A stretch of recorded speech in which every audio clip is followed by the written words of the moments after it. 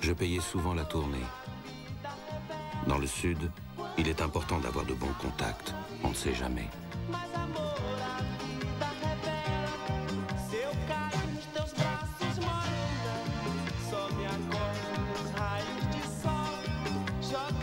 Je me faisais discret. J'avais pour devise ne jamais susciter l'envie, surtout ne pas se faire remarquer. Je restais dans son ombre. Pourtant, c'est moi qui avais acheté le bar.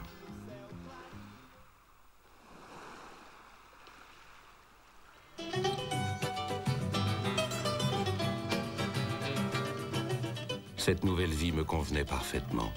Je pouvais rester des heures entières à contempler la mer, sans me lasser.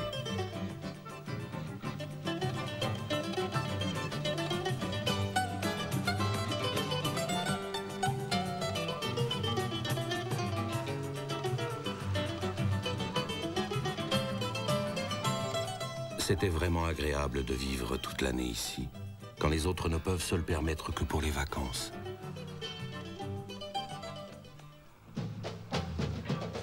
Nous étions heureux. Mais je voulais construire notre propre maison en bord de mer.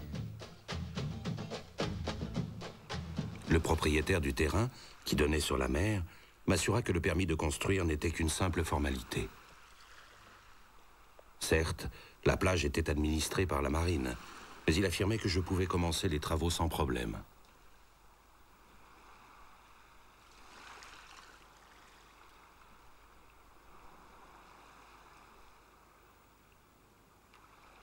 J'avais signé l'acte de vente. Je demandais donc à ma banque en Allemagne de m'envoyer tout ce que j'avais sur mon compte.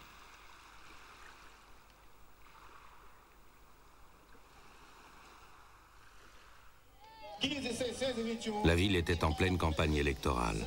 Un nouveau préfet allait être élu. Par mesure de précaution, je me rangeais du côté du candidat le mieux placé, Cezek. Il avait bonne réputation et savait apprécier des investisseurs étrangers comme moi.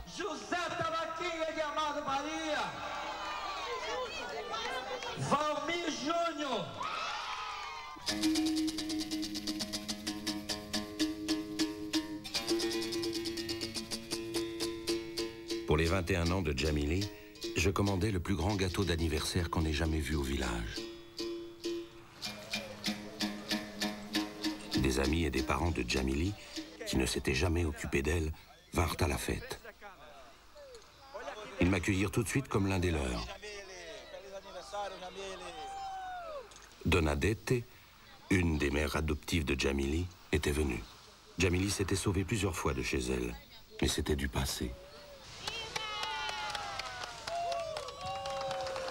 Don José aussi était venu. Djamili l'appelait grand-père.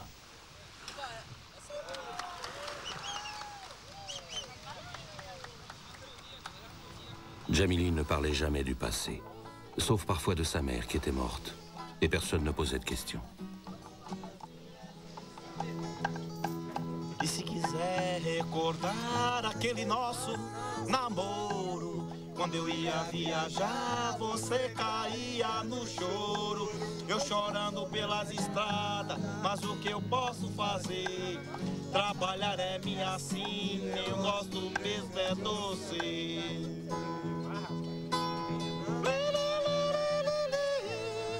Je devais m'occuper d'un contrat avec une maison de disques en Allemagne pour son cousin Josuel. Je promis bien sûr de le faire.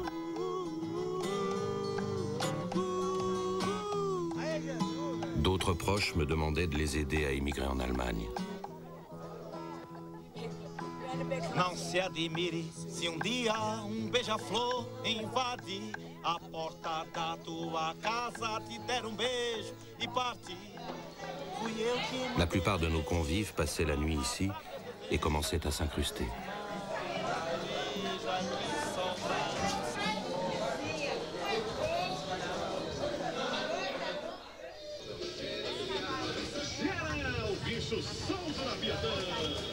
Notre petite entreprise progressait bien lentement. Tout se déroulait en fonction de Djamili, et c'était bien ainsi. Anote aqui telefone aqui embaixo, aqui, aqui, aí você corta aqui, ó. Faz aqui embaixo. 876-1191. 876-1191.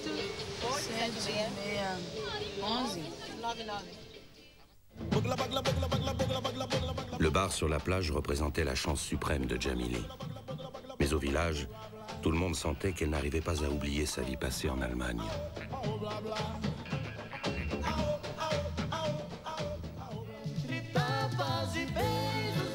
Un jour, Donadette, la sévère mère adoptive de Djamili, prit l'organisation de la cuisine en main.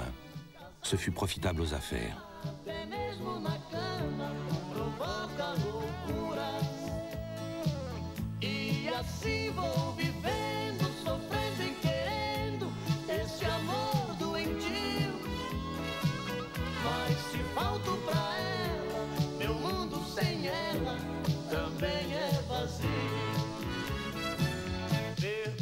Donadette savait préparer de merveilleuses sauces parfumées d'aromates.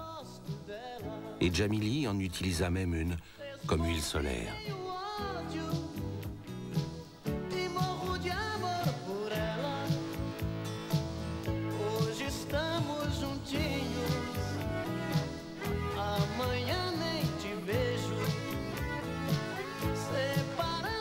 Oui, nous passions vraiment des jours heureux sur la plage.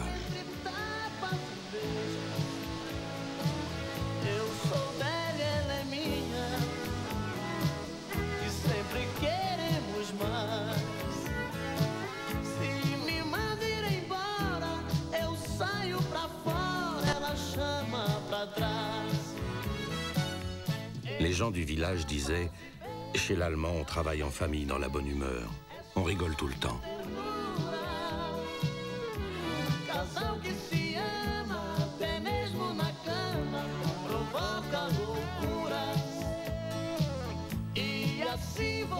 Grand-père était fatigué. Il avait une longue vie de travail derrière lui. Pendant 30 ans, il avait travaillé dur à couper les bois tropicaux dans la forêt amazonienne. Il avait une maxime. Celui qui n'a jamais été à l'école est tellement bête qu'il ne saurait même pas piller une banque.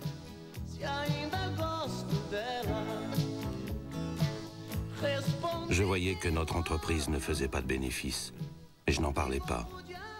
Mes réserves financières étaient épuisées. Le chantier en bord de mer restait en plan.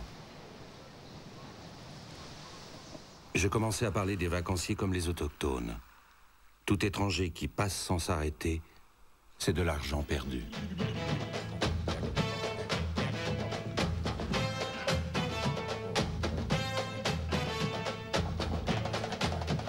Et celui qui s'installe à une table pourrait bien avoir des vues sur ta femme.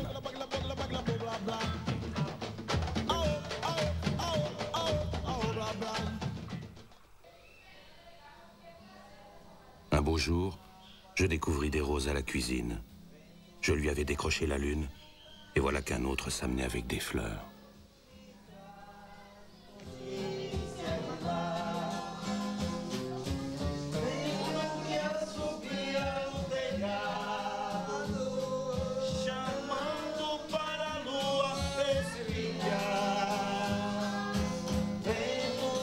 Chez nous, c'était toujours la fête.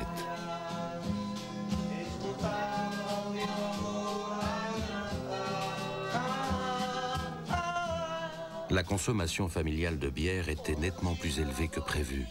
Mais Djamili chérie ne pouvait tout de même pas mettre ses proches à la porte.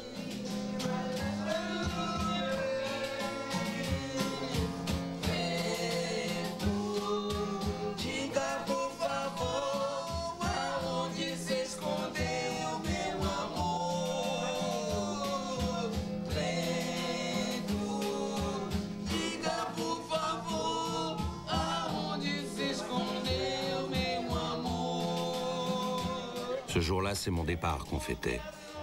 Je devais retourner en Allemagne, gagner de l'argent pour pouvoir continuer. Tout le monde allait très bien autour de moi. J'étais le seul à faire les frais de la situation.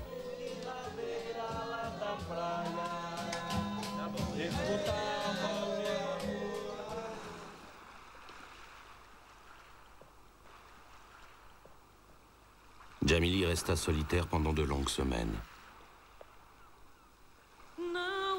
Elle m'écrivait qu'elle se sentait seule.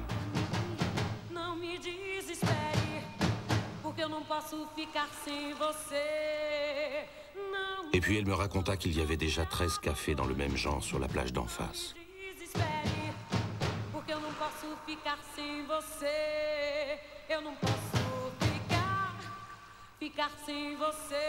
Le nouveau complexe hôtelier, construit dans la baie d'à côté, ne coûtait que 250 francs par jour, tout compris.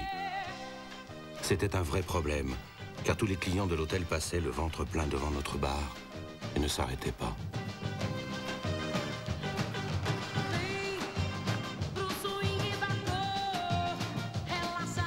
Je suppliais Djamili de tenir bon.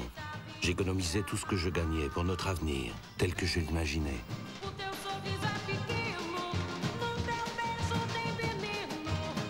Je restais plus longtemps que prévu en Allemagne. Et lorsque je revins au Brésil, tout avait changé.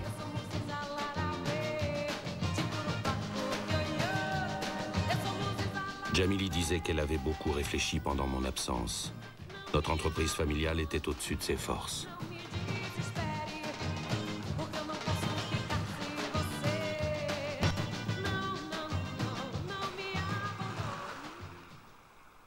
Maintenant que nous étions presque au bout de nos peines, tout se défaisait. Si toi tu as pu décrocher, alors pour moi ce sera encore plus.